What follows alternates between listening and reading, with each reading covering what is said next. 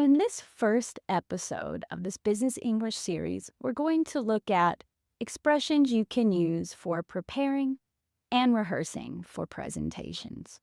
The first expression I have for you is write down key points.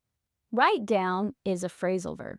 You're going to write down on the paper, and your key points are the main ideas. What are the most important things that you want to include in your presentation? This will help you focus on what you really need to talk about. For example, I always write down my key points so I can stay focused on what I need to talk about in my presentation. Expression number 2, make an outline.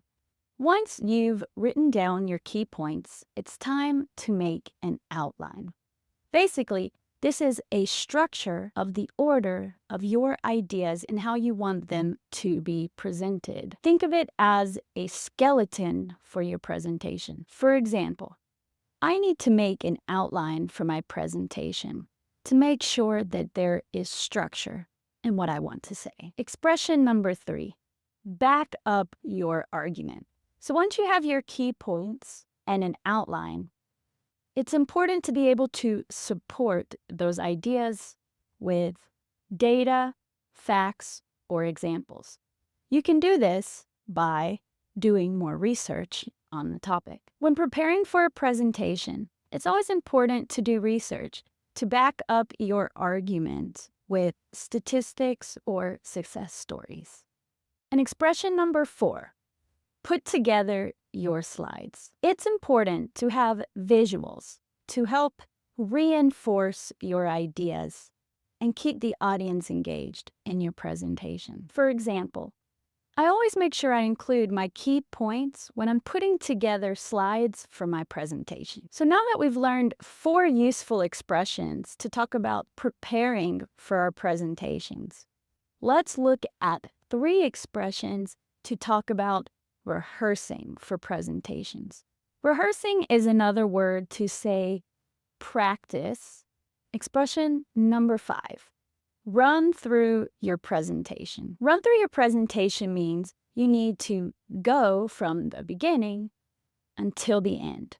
This way you can practice your key points and see if the timing needs to be shorter or longer, or maybe it's just right. For example, running through your presentation is a practical strategy to help you be more prepared for presentation day. Expression number 6, brush up on weak areas. After running through your presentation, you can identify which areas need more practice. And brush up means you're going to practice them and make them stronger. I need to brush up on the data of my statistics. I'm not remembering them all clearly. And number 7, work on your delivery. This is where you focus on how you present. Things like your tone, pace, gestures, and eye contact. You don't want to focus only on the content, but on the delivery of your message.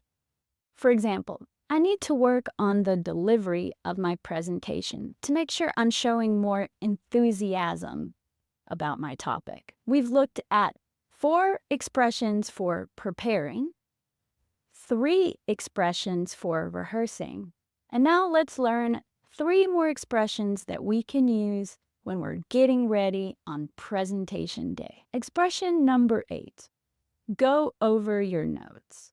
Go over means review your notes.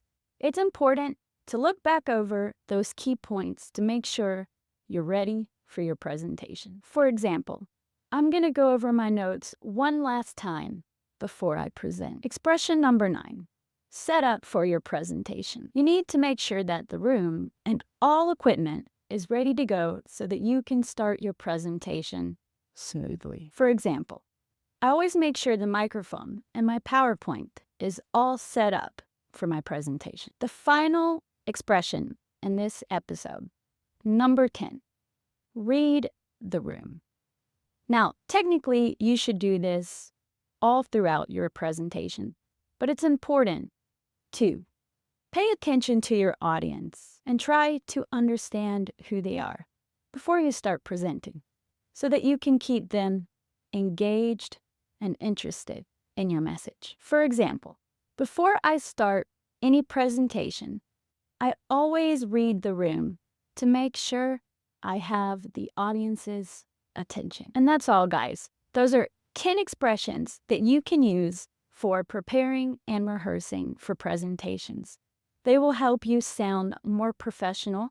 If you'd like to improve your business English skills, be sure to check out the free resource in the comments.